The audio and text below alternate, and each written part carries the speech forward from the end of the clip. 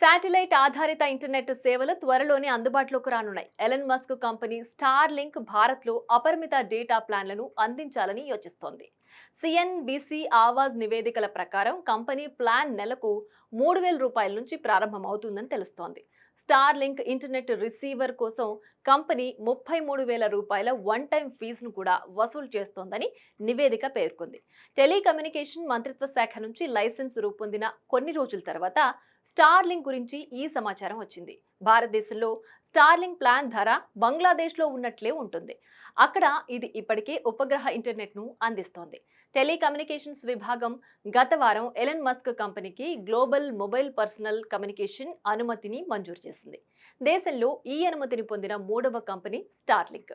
గతంలో Bharti Airtel, OneWeb, Reliance Jio ఈ అనుమతిని పొందాయి.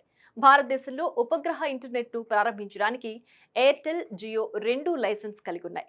భారత్లో తన సేవలను ప్రారంభించడానికి స్టార్లింక్కు Indian national space promotion and authorisation centre spectrum ground infrastructure నుంచి అనుమతి అవసరం. ప్రస్తుతం భారత్లోని ఏ టెలికాం కంపెనీకి స్పెక్ట్రమ్ ఉపగ్రహ ఇంటర్నెట్ కోసం అవసరమైన మౌలిక సదుపాయాలు లేవు.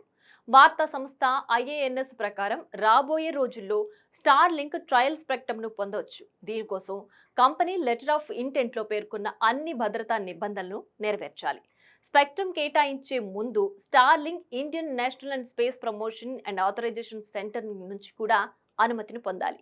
దీనికోసం కంపెనీ ఇప్పటికే తన పత్రాలను సమర్పించింది.